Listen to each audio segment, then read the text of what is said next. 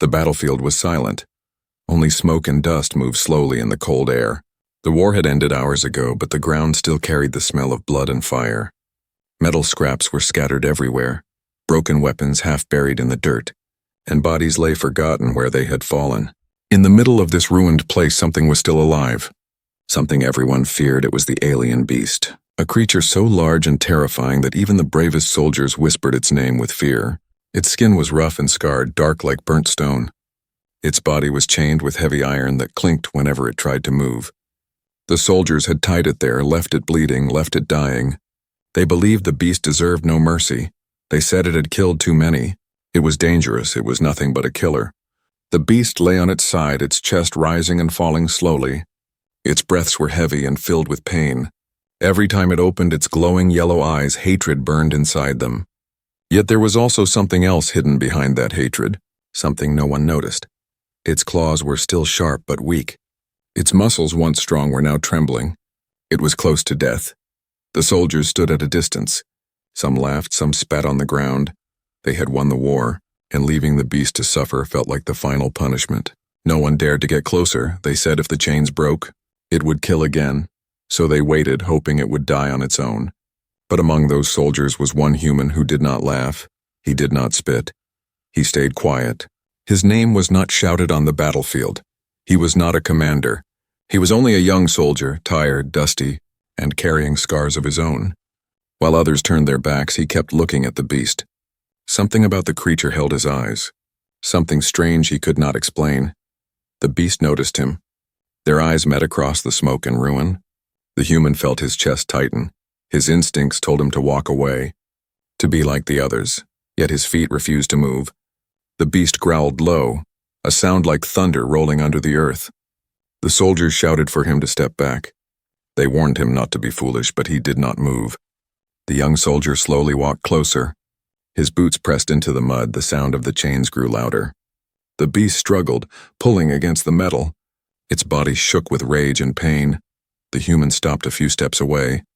His heart pounded, but he did not lift his weapon. He only watched. His eyes did not carry hatred, and that confused the beast. For the first time since the war began, the beast saw something different.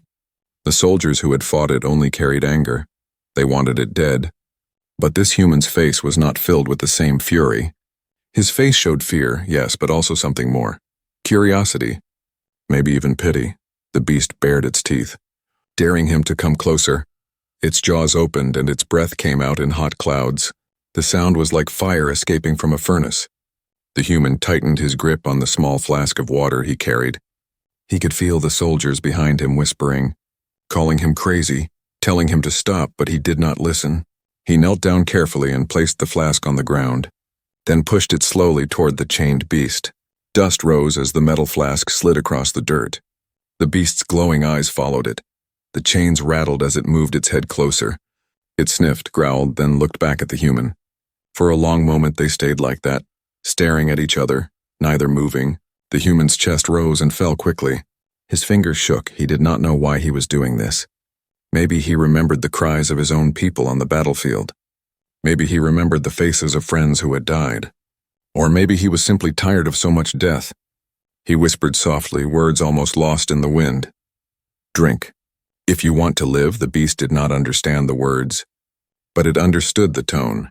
It was not the tone of anger, not the tone of threat. Slowly, carefully, the beast lowered its mouth.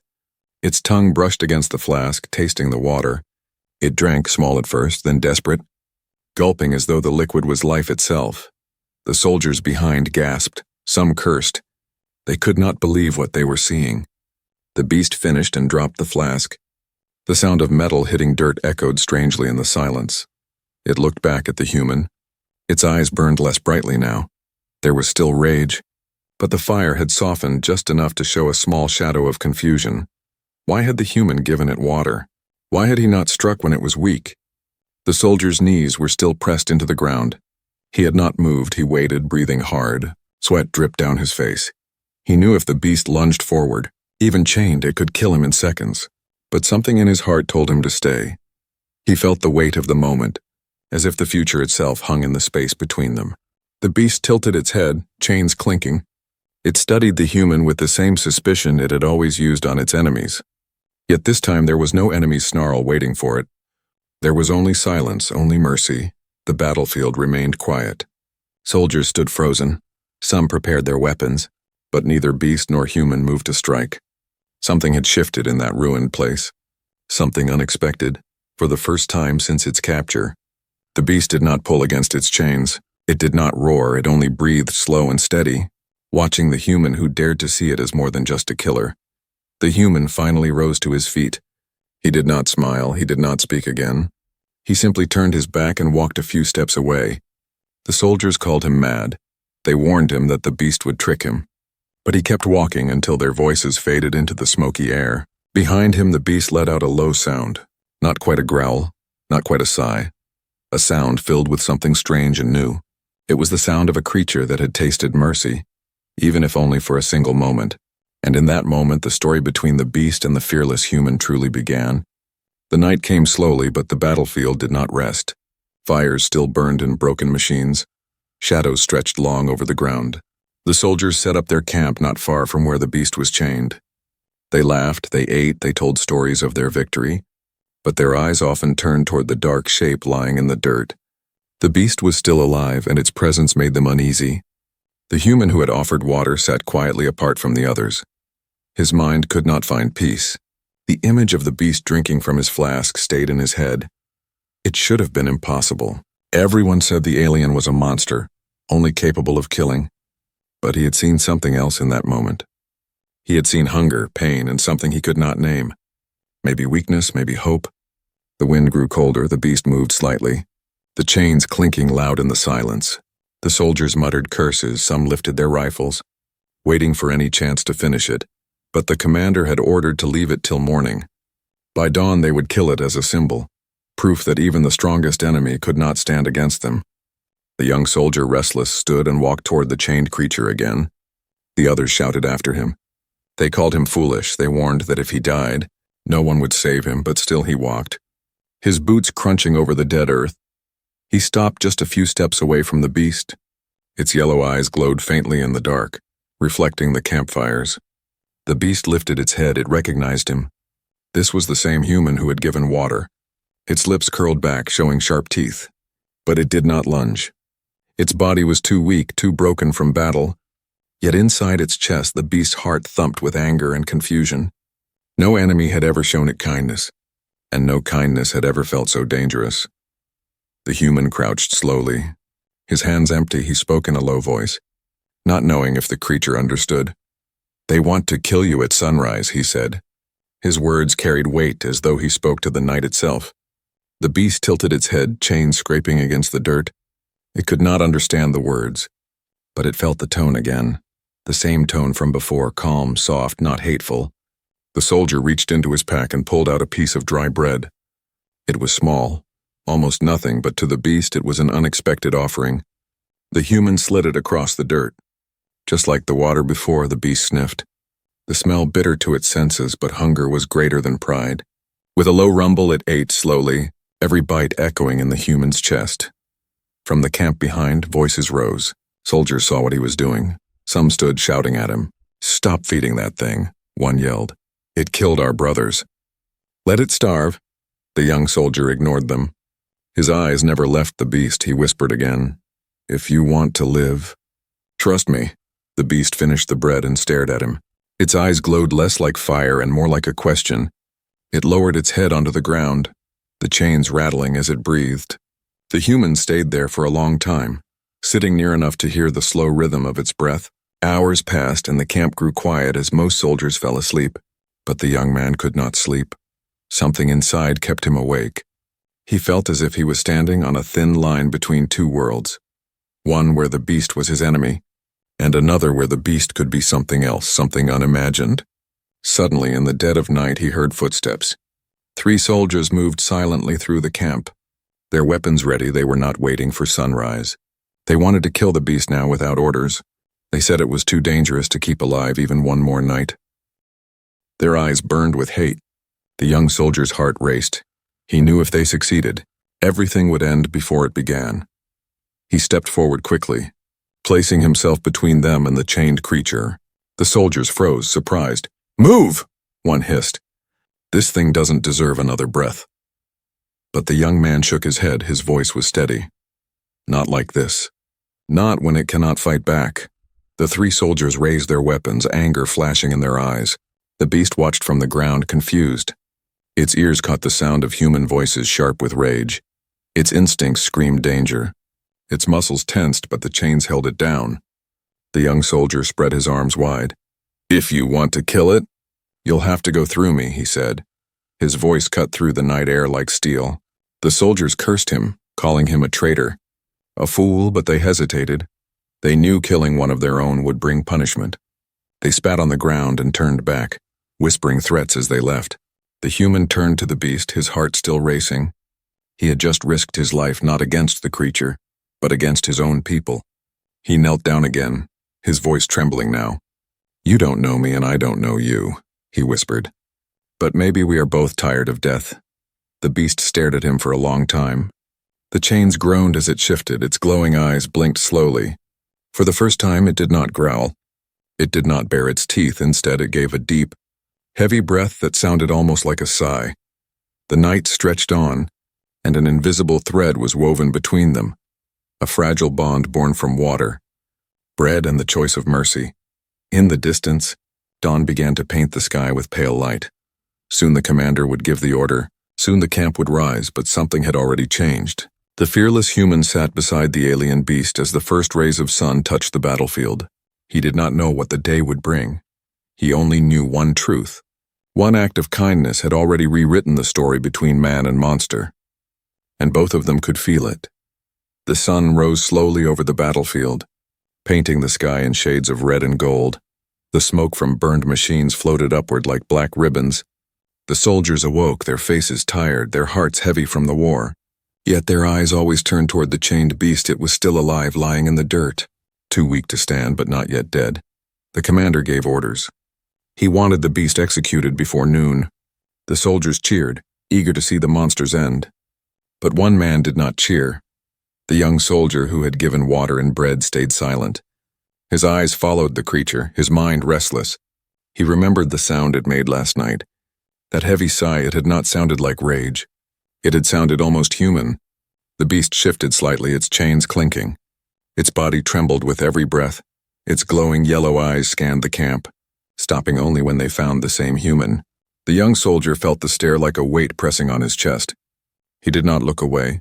Slowly he walked closer again, ignoring the mocking voices of the other soldiers. "Still feeding the monster?"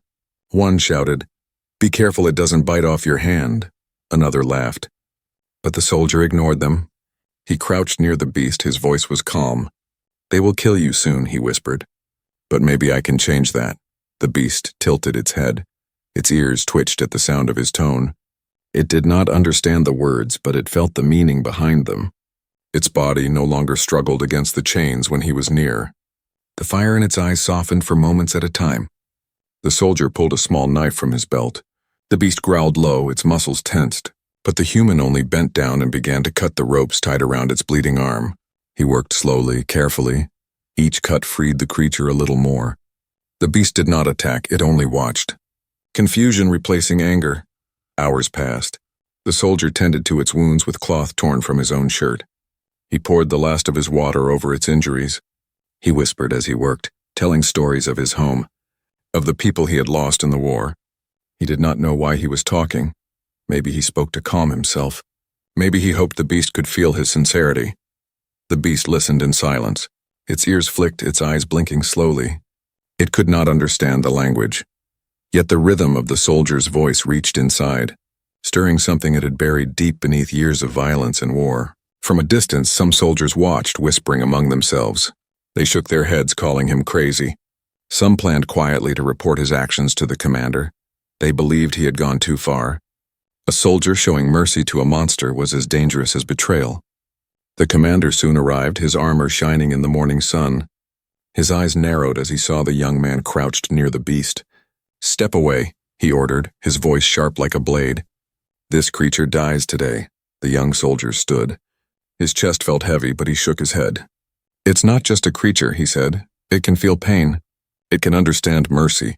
The commander laughed harshly. "It slaughtered our men. Mercy is wasted on a killer." The soldiers gathered, watching the scene unfold. Some nodded with the commander, but a few were unsure. They had seen the beast quiet when the young soldier was near. They had seen it drink, eat, and not attack. Doubt flickered in their eyes. The commander raised his hand to signal execution. But before the order could leave his lips, the beast made a sound. It was not a growl, not a roar, but a deep rumble, a strange sound that silenced the camp. All eyes turned to it. The beast was staring at the young human, its glowing eyes softer than ever before. The young soldier stepped forward, his voice strong. "It doesn't want to fight anymore," he said. "You can see it yourself. It deserves a chance." The commander's face twisted with anger. "And what if you are wrong?" he spat. "What if it tears you apart the moment it's free?" The soldier looked back at the beast. Their eyes locked once more. And in that silent exchange, he felt an answer. He turned to the commander, his voice steady. "Then I will be the first to die, but I will take that risk." The soldiers gasped. Some whispered that he had lost his mind. Others felt something stir inside them. For years they had only known war, only known hate. Yet here was a soldier daring to believe in something different. The commander's jaw clenched. His pride would not allow mercy. He ordered the men to prepare their weapons.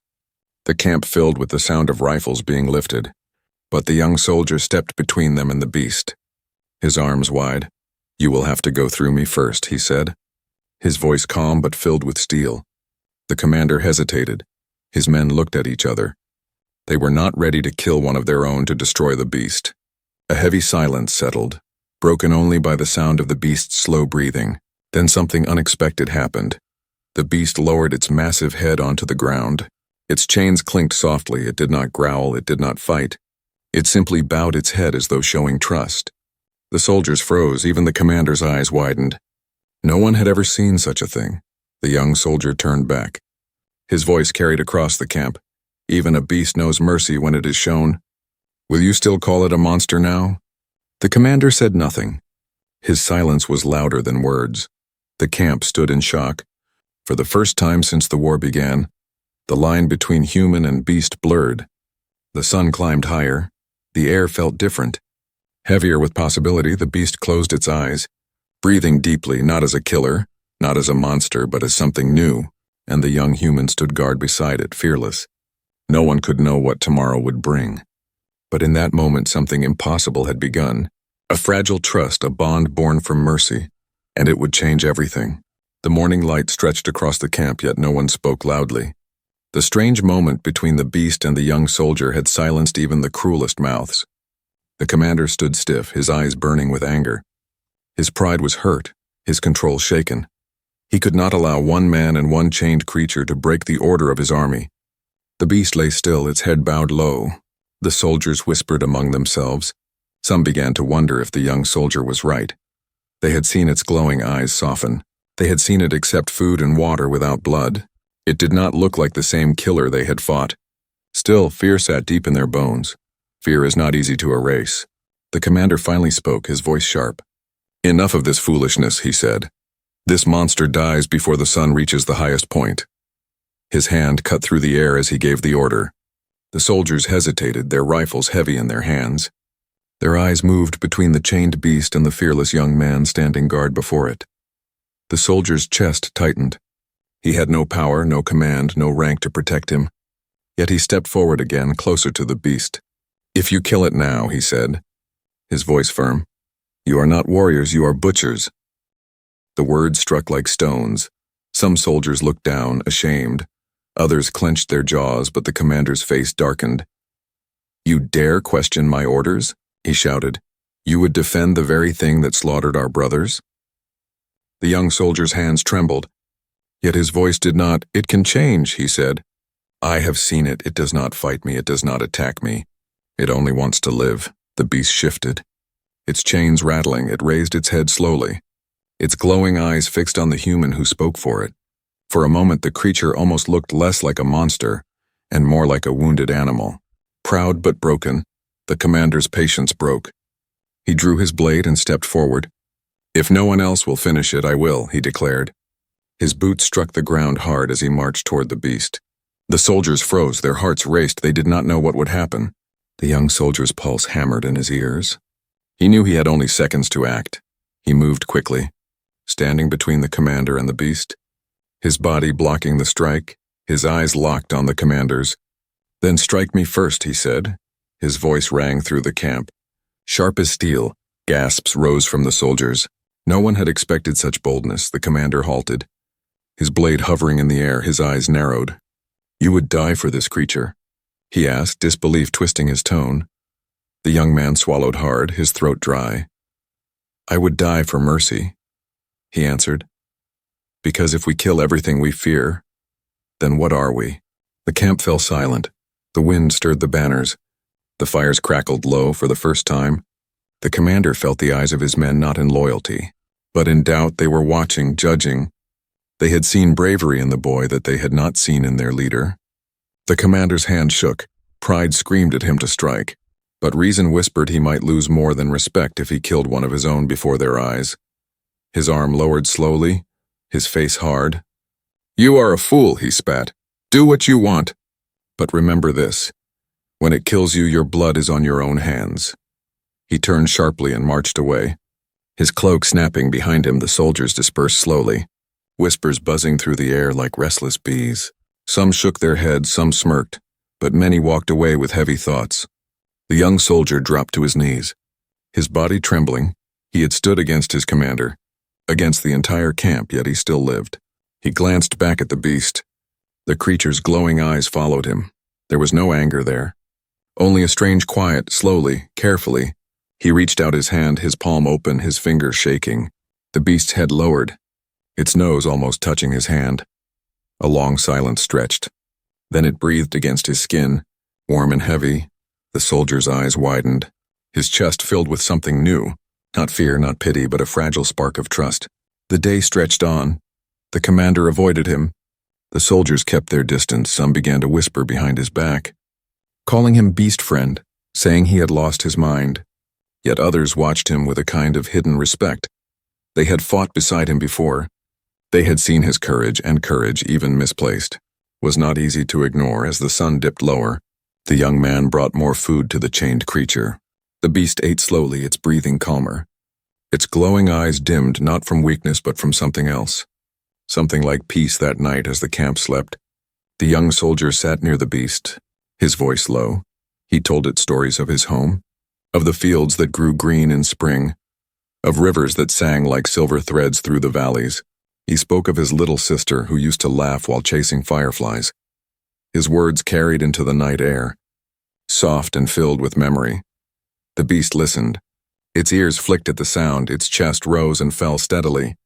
For the first time in its life, it did not feel like prey or predator. It did not feel like a weapon or a monster. It simply felt alive, sitting beside a human who did not treat it like an enemy. When the soldier grew tired, his eyes heavy, he leaned against the chain post. Sleep taking him slowly, the beast shifted.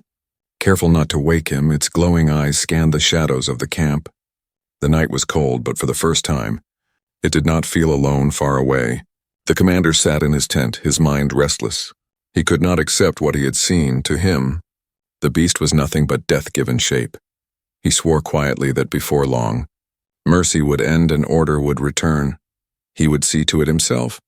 But outside, under the silent stars, a bond was being forged, a fragile bond between a fearless human and a killer beast left to die. And that bond, though fragile, was already strong enough to shake the foundations of everything they thought they knew.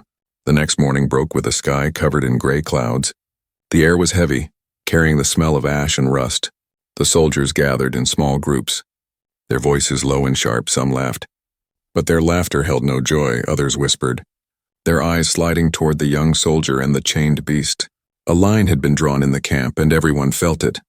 The young soldier woke beside the beast, his body stiff, his eyes burning from little sleep.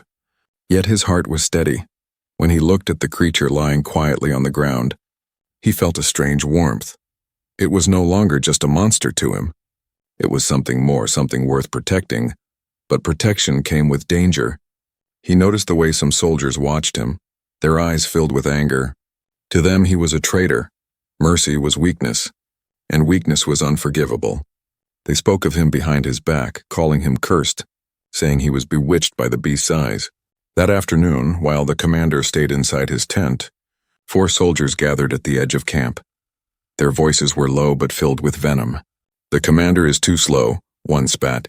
"This beast should already be dead," another sneered. "And the boy with it, he's lost his mind. Maybe he wants to befriend the thing, maybe he wants to betray us." The third soldier gripped his knife tightly. "Then we kill them both tonight, no one will question it. We'll say the beast broke free. We'll say the boy died trying to stop it." Their eyes glimmered with cruel agreement. The beast, though chained, felt something wrong in the air. Its ears twitched, its body tense, its glowing eyes scanned the camp, catching glimpses of the soldiers whispering in the shadows. A low growl rumbled in its chest, the young soldier noticed. He followed the beast's gaze, his stomach tightened. He could not hear the whispers, but he knew the look of plotting men. He had seen it before on the battlefield. The look of those ready to strike without honor. That evening, as the sky darkened and rain began to fall in thin lines, the young soldier brought more food to the beast. The creature ate slowly, its glowing eyes never leaving his face. The soldier spoke softly. "They will try something tonight. I can feel it." He touched the chain wrapped around the beast's wrist, his voice shaking. "If they come for you, they come for me too." The beast stared at him. For the first time, it made a sound that was not growl or roar, but something low and almost broken. It sounded like a hum, a note of warning and of connection. The soldier felt it in his chest. Deep and strange. Night came heavy. Clouds covered the moon. The campfire burned low. Most soldiers drifted into uneasy sleep, but 4 shadows moved quietly, their steps soft on the wet earth. Their weapons glinted faintly in the dark, their eyes fixed on the chained creature. The beast sensed them first, its head lifted, a rumble shaking its chest. The young soldier woke instantly. His hand went to his weapon. His eyes darted to the shadows moving closer. He whispered sharply, "Stay back," but the 4 soldiers stepped forward. Their knives drawn, one hissed, "Move aside, boy. This ends now." The young soldier stood tall, his heart racing. "You'll have to kill me first," he said, his voice low but firm. The soldiers laughed coldly. "So be it," one growled. They rushed forward, blades flashing. The young soldier raised his rifle, firing once into the ground. The blast cracked through the night. Waking the camp, soldiers stirred, shouting in confusion. The commander stormed from his tent, his face twisting with rage at the chaos. The 4 attackers froze at the sound of their commander's voice, but the beast was already straining. Its chains rattled, its body shook with fury. Its glowing eyes blazed, the young soldier spun, holding his hands up to the beast. "Wait," he shouted. "Don't fight." "Not yet." The commander's eyes swept the scene. His voice roared. "What is happening here?" The 4 men stammered, trying to twist their story. "The beast was breaking free," one lied. "We moved to protect the camp, the boy. He got in the way." But the commander's sharp eyes caught their trembling hands. He saw the truth in their faces. For the first time, he doubted his own control. His men were ready to kill behind his back, ready to break orders. And all of it was tied to this beast and the soldier who protected it. The camp grew restless, soldiers gathered. Watching with wide eyes, some whispered, "The boy is right." The beast did not attack him. Others shook their heads. "It's too dangerous, it must die." The air was thick with division. The young soldier stood in the center, his body wet from rain, his heart heavy but burning with fire. He turned to the commander, his voice strong. "You see it now? You see what mercy can do. It listens, it does not kill. It only fights when you threaten it. Is that the mark of a monster?" The commander's jaw clenched. His pride kept him silent. The soldiers looked between their leader and the boy. Doubt grew stronger. Mercy was dangerous, but so was blind cruelty. The beast lowered its head again, its glowing eyes locked on the young soldier. In that silence, something unspoken passed between them, a promise deeper than words. The young man felt it in his bones. He was no longer just defending the beast. He was tied to it, as if fate itself had bound them together. The commander finally growled, "This ends tomorrow at dawn, the beast dies.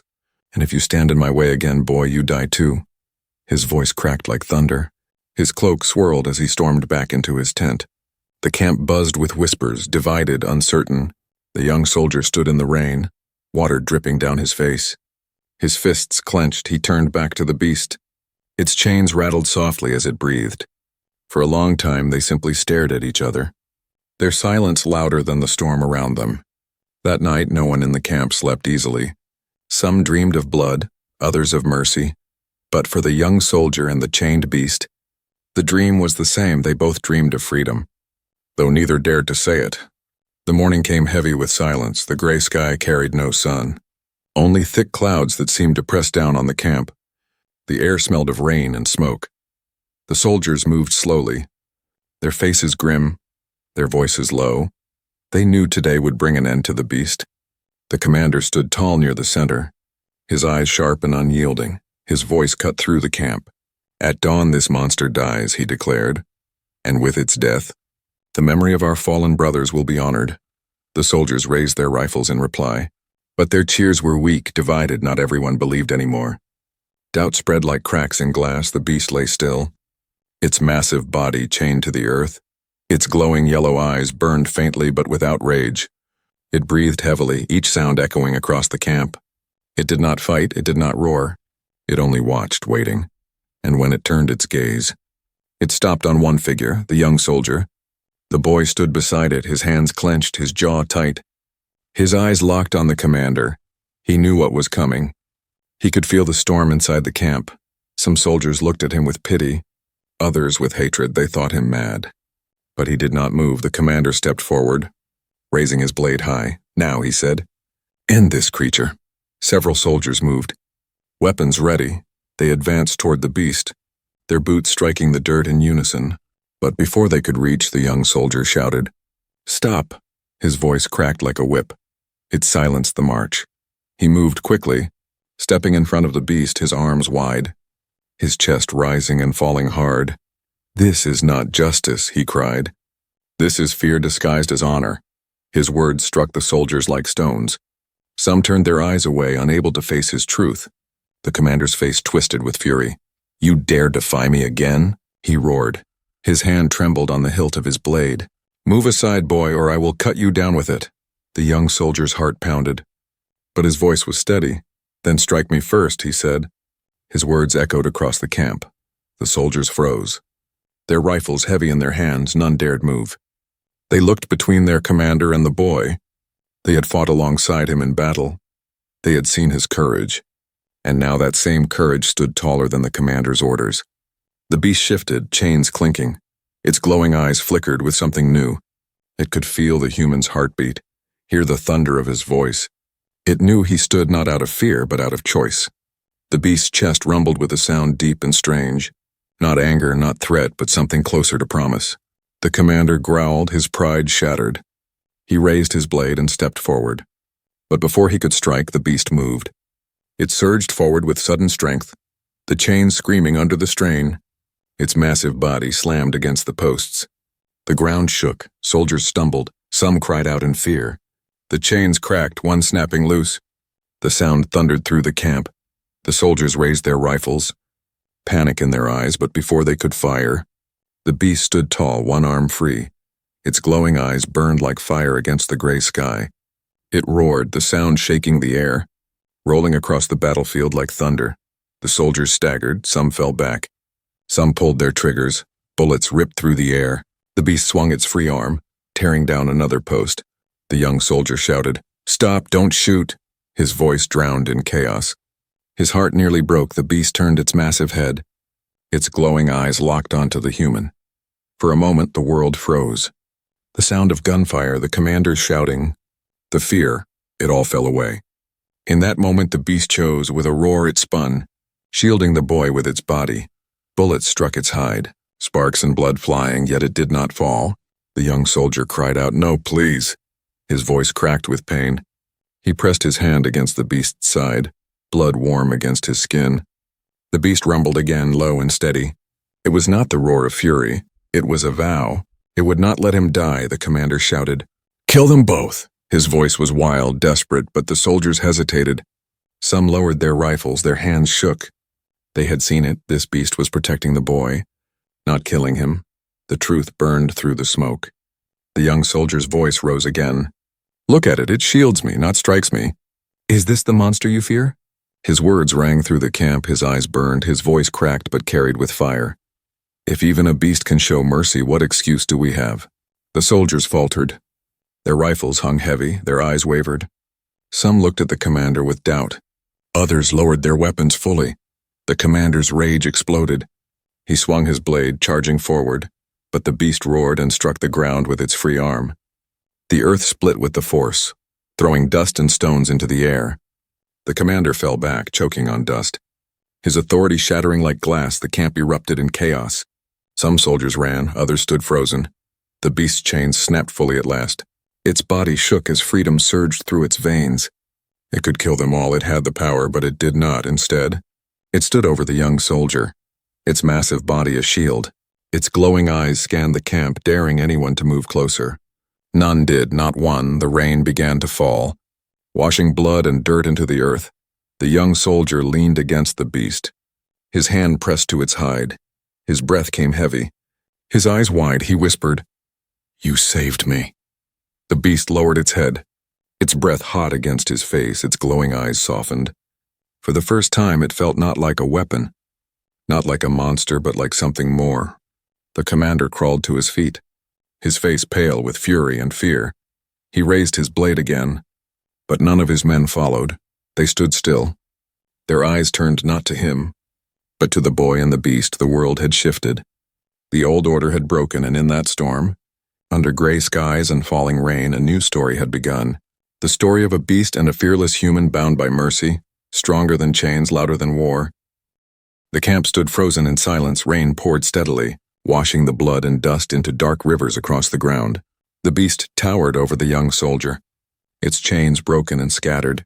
Its glowing eyes burned faintly, not with rage, but with something the soldiers could not understand. The commander's face twisted with fury. His pride was shattered. His men were no longer looking at him. Their eyes were fixed on the sight before them. A creature once feared as a killer, now standing guard over a human boy. The commander raised his blade high, his voice cracking with madness. "Kill them both," he screamed. "Kill them now." But no one moved. The soldiers stood still. Their rifles heavy in their hands, doubt gripped them. They had seen the beast take bullets meant for the boy. They had seen it shield him, not strike him.